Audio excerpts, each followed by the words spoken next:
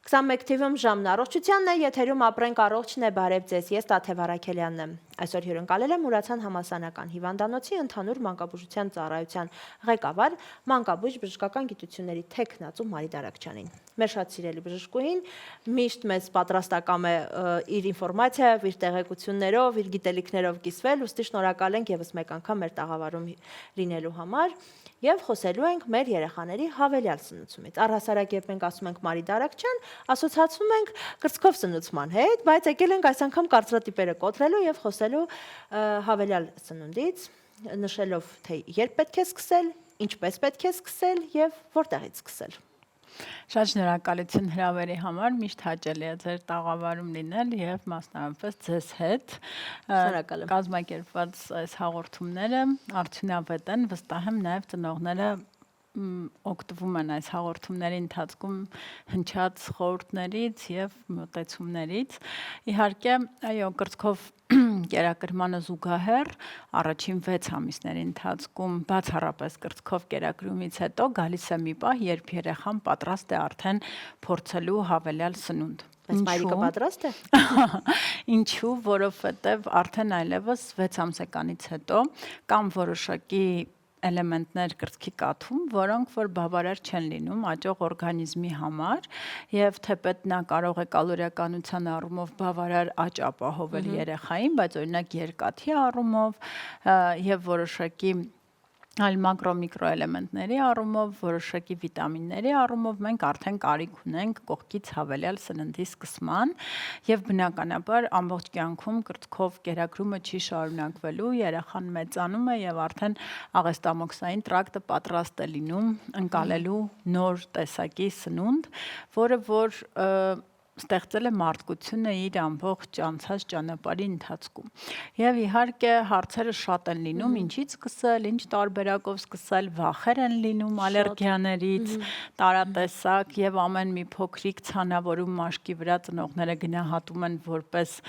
անտանելություն այդ այո, անտանելություն կամ ալերգիաներ, ինչպես հիմնականում նրանք են նշում, եւ իհարկե կա բախում սերնդների միջև, որովհետեւ ժամանակին, երբ դեռևս Սովետ միության երկիր էր Հայաստանը, այդ ժամանակ սկսում էին ավելի վաղ տարիքում, սկսում էին տարատեսակ հյութերից, տարբեր մրգերի բանջարեղենների, այո, թեյ ու թխվածքաբլիթից եւ փաստորեն այս կարծրատիպերը ցավոք սրտի դեռևս ակտուալ, այսպես սերնդեսերունդ, ինչպես լավ ավանդույթներին զուգահեռ, այնպես էլ վատ ավանդույթներ ունենալով գալիս են մեզ, բայց այսօր մենք առաջ ենք գնացել եւ պիտի այդպես չանենք, պիտի այդ սխալները չկրկնենք, որովհետև ինչպես միշտ սիրում են տատիկները ասել, ինչ է եղել, որ մեր երեխաները որ այդպես 4 երեխա ենք մեծացրել, կամ 7, կամ 6, կամ 1, բայց ամեն դեպքում գիտենք, որ այսօր 1 կամ 10 երեխայի փորձը բավարար չէ ընդհանուր եզրակացություններ անելու համար եւ մենք պիտի խոսենք ավելի մեծ քանակով հետազոտված երեխաների մասին եւ այստեղ կան մի քանի այոներ եւ մի քանի ոչեր, որոնց պետք է հետևենք։ Մնացած առումներով ուզում եմ ասել, որ հավելյալ սնունդը դեղորայք չէ, ինձ շատ են հաճախ գրում, շատ ավելի շատ, քան օրինակ հակաբիոտիկ տալու ժամանակ հետաքրքրվում են, թե քանի գթալն է ճիշտ առաջին օրը, երկրորդ օրը կամ երրորդ օրը, հիշենք, որ սա դեղորայք չէ եւ տարբեր են երեխաները եւ մենք ինչ որ ասում ենք, դա ասում ենք մոտավոր միջինացված ցուցանիշներ։ Հիմա եկեք մի քանի կարևոր հիմնակետերով անցնենք, երբ սկսել։ Սկսել 6 ամսեկանում, եթե ձեր երեխան ծնվել է հասուն եւ եթե ընթացքում չունի որևէ զարգացման խնդիրներ կամ որևէ ծանր հիվանդություններով չի հիվանդացել կամ չունի որևէ քրոնիկ հիվանդություններ նյարդաբանական ստատուսի առումով, որովհետև որոշ նյարդաբանական հիվանդություններ կսահմանափակեն նրա նստելու կարողությունը, կլման ակտի ակտիվությունը, ծամելու ֆունկցիան եւ այդ դեպքերում նրանք կմտնեն այդ բացառության խմբի մեջ, որոնց պիտի մի քիչ ավելի զգույշ լինենք։ Ինչից սկսել բնականաբար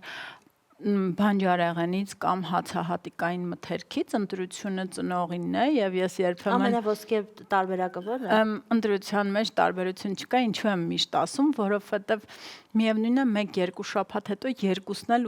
ցանկանալու ենք, որ լինի երեխայի ռացիոնում։ Հետևաբար մենք կսկսենք հացահատիկային մթերքներից եւ հետո կավելացնենք բանջարեղենը կամ կսկսենք բանջարեղենից եւ կանցնենք հացահատիկային մթերքների, տարբերություն չկա, մի փոքր այսպես հուշում, որը կարող են գտնել որոշ գրականության մեջ կամ նաեւ իմ եւ շատ ծնողների այսպես մոտեցումներն են, եթե ձեր երեխան ունի բավարար մարմնի զանգված կամ ավելի հակված է գիրության, այս դեպքում բանջարեղենները ավելի դոմինանտ կարող են լինել եւ ճիշտ հակառակը, բայց հիշենք, որ ամեն դեպքում հացահատիկայիններին ավելի հեշտ են սովորում եւ քանի որ այնտեղ նաեւ կաթ ենք սովորաբար խորհուրդ տալիս, որ ավելացնեն, համի առումով մի փոքր ավելի հաճելի է երեխային եւ բանջարեղենները, որոնք բացարձակապես կարող են անհամ լինել երեխայի համար ավելի դժվարությամբ կներմուծենք։ Դրա համար միշտ ես խորհուրդ եմ տալիս սկսել բանջարեղեններից, անցնել հացահատիկայիններին, իսկ մրգերը թողել վերջում։ Որովհետև ամեն դեպքում ամենահեշտը դա բանանն է, որը տալիս են, քաղցր է, ստրուկտուրան հաճելի է երեխային, առանձնապես ծամելու կարիք չկա եւ հետո իհարկե դրանից հետո օրինակ դդմիկ տալը, կարծում եմ պատկերացնում եք ինչքան կարա դժվար լինի։ Մյուս հարցը դա ինչ ծավալներով տալ։ Ծավալները կարող ենք տալ 6 ամսեկանից 6-7 ամսեկանում 100-120 գրամ եւ պիտի հիշենք մի կարեւոր բան։ Սա ամբողջ օրվանն է, չէ՞, ոչ թե մեկ ընդունումը։ Մեկ սննդի ընդունումը եւ պիտի հիշենք մի կարեւոր բան, որ կոնսիստենցիան այստեղ դեր ունի, որովհետեւ եթե մենք սարքում ենք շատ ջրիկ, կալորիականությունը իջնում է եւ եթե մենք սարքում ենք շատ պինդ, ապա կլմանակտի հետ կարող ենք խնդիր ունենալ կամ ծամելու կամ խեղդվելու process-ների հետ։ Այս դեպքում միջին ոսկի պիտի գտնենք, պիտի ծորագթալից, բայց ոչ շատ։ Այսինքն կոնսիստենցիան այդպես կրեմային պիտի լինի, որովհետև ամեն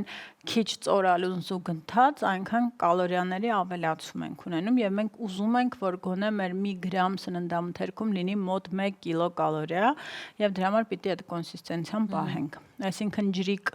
շշով կերակրել հավելյալ սնունդ, օրինակ բանջարեղենային հյուզ, խորհուրդ չի տրվում կամ հացահատիկային շիլա, այո։ Եվ մյուս հարցը, որին էլի կուզանամ անդրադառնալ, ինչ տեսքով տալ, կան մի քանի հոսքեր, դասական, որը առաջարկում է սկսել բացարձակ բլենդ արած տարբերակից եւ հետո անցնել քիչ շատ տրորած, քիչ տրորած եւ կտորների եւ բլվ տարբերակը, որ ծնողների մի մասը նախապատվությունը տալիս է, որ երեխան ամեն ինչ իր ձեռքով պիտի ուտի եւ այնքան ինչքան ինքը պիտի ուզենա ուտի։ 6 ամսականը բայց կարող է։ Դե ամեն դեպքում ինչ որ չափով։ Ինչեւ տեղ հասնի։ Այո, այդ դեպքում ավելի շեշտը դրվում է իհարկե կաթի վրա որպես հիմնական սննդամթերք եւ կողքից մնացած արդեն այսպես կոչված ձեռքի սնունդ կամ finger food այդ արտահայտության մեջ ենք լինում։ Ինչ ավելացնել, ինչն է կարևոր, ինչից ենք վախենում, չվախենալ ծավալներից, չվախենալ տեսականին լայնացնելուց եւ ներառել միս, հիմնականում տավարի միս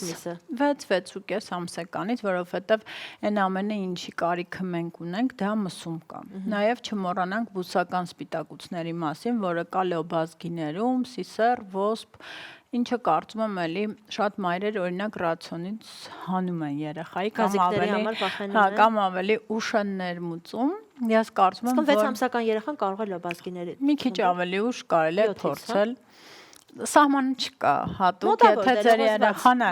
Ամեն դեպքում մենք 6-ում ավելի կարևոր բաներ ունենք, ինչին պիտի սովորենք եւ հետո արդեն ըստ անհրաժեշտության։ Եթե խմբերի բաժանենք, խոսեցինք հացահատիկայինների մասին, բոլորը կարելի է, եթե առաջ խոսում էինք, որ գլուտեն պարունակողները, այսքան ցորենը, հա, ավելի ուշ տարիքում պիտի ներմուծվի, հիմա այդպիսի սահմանազատում տարիքային չկա եւ կարող ենք, այո, 6-ից սկսած տալ եւ եթե լինի էլ, ապա ժամանակ է պետք, որ այդ հակամարմինները առաջանան եւ մենք հետո կախտորոշենք եւ բնականաբար կսահմանակային, բայց սա իհարկե խոսքը կգնա երեխաների խմբի մասին, ովքեր ունեն ցելիակիա։ Եթե նրանք չունեն գլուտեն անտանելություն կամ չունեն ցելիակիա, այստեղ սահմանափակման մասին այդ ուլտրա ժամանակակից կամ նորաձև դիետաները, որոնք ամբողջ աշխարհում ցավոք սրտի շատ մեծ շրջանառության մեջ են գտնվում, մանավանդ զարգացման հապաղում ունեցող երեխաների համար,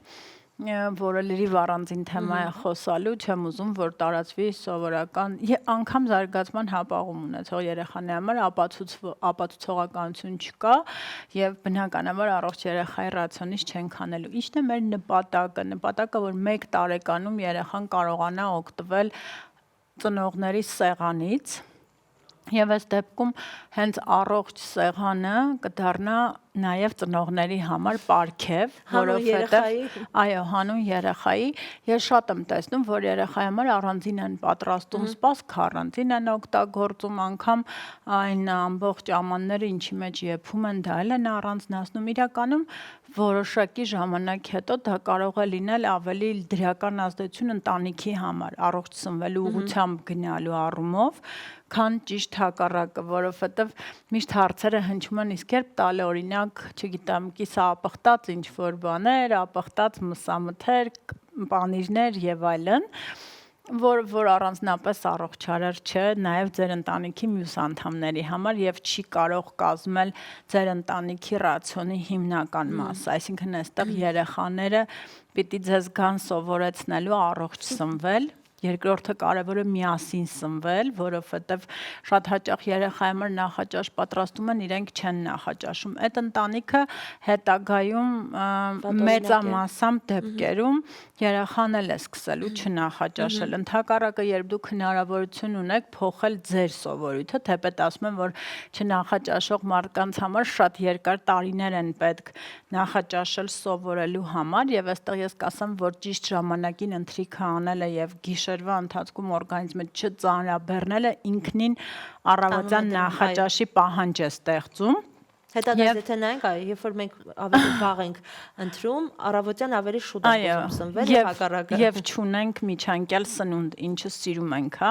Այսինքն մեր հայկական սեղաններին միշտ երեկոյան ժամերին կտրտած մրգեր կան, չարազներ կան, կոնֆետներ կան, այո, բայց հնարավոր է կոնֆետը թեյում ենք, մի հատ սրճում ենք, մի հատ լավ հյութ կամ ֆրեշ ենք խմում, մտածելով դե թեթև ընթրիքեր։ Այսինքն այստեղ շատ կարևոր է, որ մենք կարողանանք ժամերը նաև հարմարեցնել մեր ընտանիքին եւ մեր ընտանիքը փորձի կարգավորվել իր երեխայի կանոններով, որտեղ դա առողջարար է։ Նախաճաշը 8-ից 9 ընկած հատվածում, եթե աշխատանքի եք շտապում 7-ից 8, ճաշը դա 1-ից 2, ընթրիքը 6-7, ոչ ուշ ավելի կամ քնից ոչ ավելի ուշ շուտ քան 2 ժամ եւ բնականաբար այս բոլոր հարցերը ակտուալ են երեխաների համար։ Եթե նայենք խմբերով 6-7 ամսեկանում տալիս ենք նախաճաշ, ճաշ եւ երկրորդ նախաճաշ, որտեղ իրենք դեռ շատ մեծ ծավալ չեն կարողանում ուտել եւ կարիք կա միջանկյալ սննդի, հետո արդեն երկրորդ հետ ճաշիկ եւ ընթրիք ենք տալիս, այսինքն այստեղ մինչեւ մի տարեկան մենք 3 լիարժեք սննդի ընդունում 2 միջանկյալ սննդով պիտի ապահովենք, որտեղ հիշենք, որ երեխայի ստամոքսը փոքրիկ է։ Իսկ կատն էլ դառնա ուղղակի դեսերտ։ Կաթը կդառնա սկզբից որպես հավելում, որովհետև կլինեն դեպքեր, երբ երեխան ամբողջ իր ծավալները չի ուտի։ Բոլոր այդ դեպքերում 10-15 րոպե հետո ոչ զուգահեռ ուտելուն կարող ենք առաջարկել ջուր կամ կաթ, կախված իրավիճակից կամ որովհետև եթե մենք տեսնենք, որ երեխան ամբողջ ծավալը կերել է, ամենայն հավանականությամբ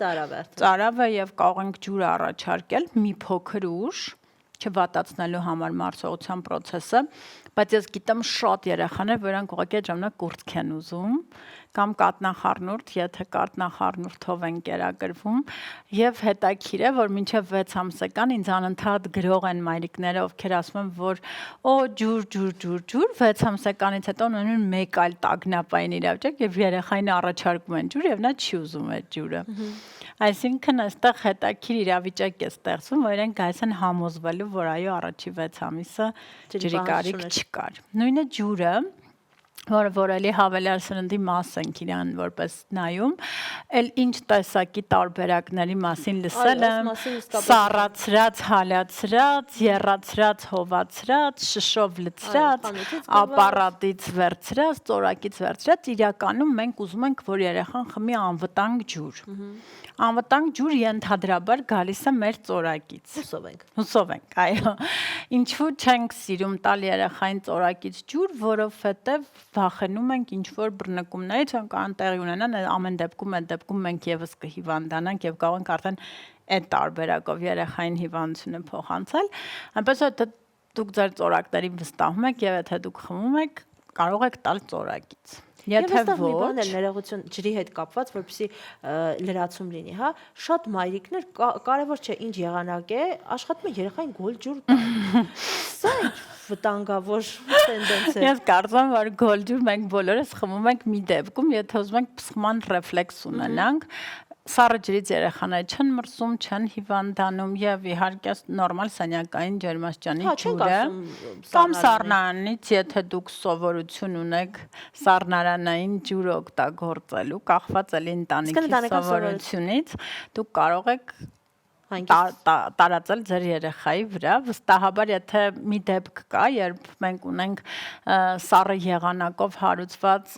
այդպիսի հիվանդությունների խումբ, որոնք կոչվում են աուտոբորբոքային հիվանդություններ, երբ օրինակ սառը եղանակը հրահրում է տենդ եւ ջերմության բարձրացում եւ մաշկի ցաներ, բայց այդ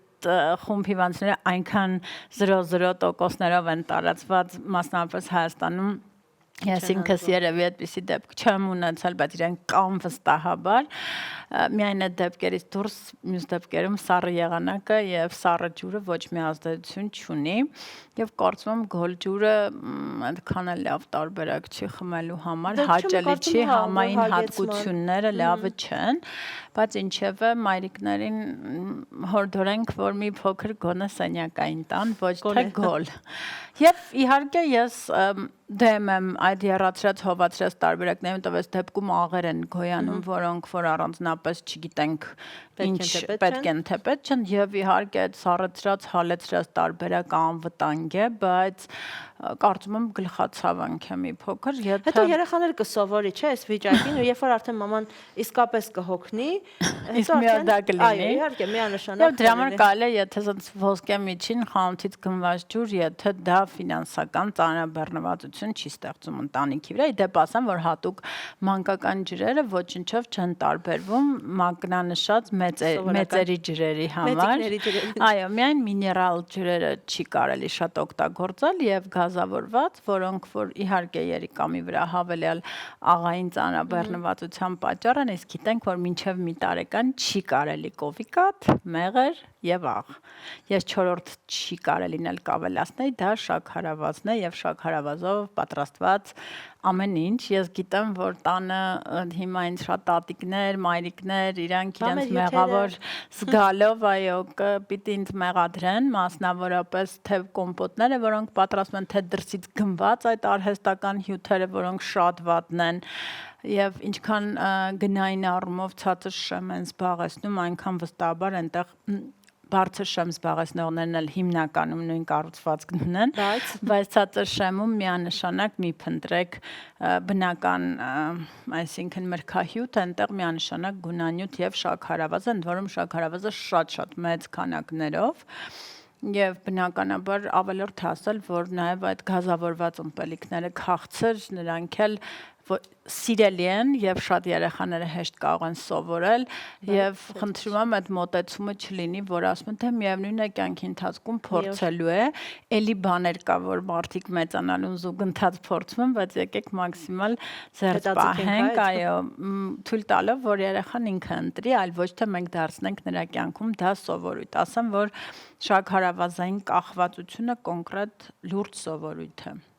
Շատ լավ, ես վստահ եմ, որ սա այն թեման է, որի մասին դեռ ասելիք շատ ունեք, իսկ մայրիկներն էլ վստահ եմ նաև, որ շատ հարցեր ունեն, ուստի մենք խոստանում ենք, որ նման հանդիպումները, զրույցները շարունակական են լինելու, իսկ ձեզ բոլորիդ հիշեցնեմ, որ զրուցակիցս Մուրացան համալսարանական հիվանդանոցի ընդհանուր մանկաբուժական ծառայության ղեկավար, մանկաբույժ, բժշկական գիտությունների թեկնածու Մարի Դարակչյանն էր։ Շնորհակալություն, որ մեզ հետ էիք, ցտեսություն։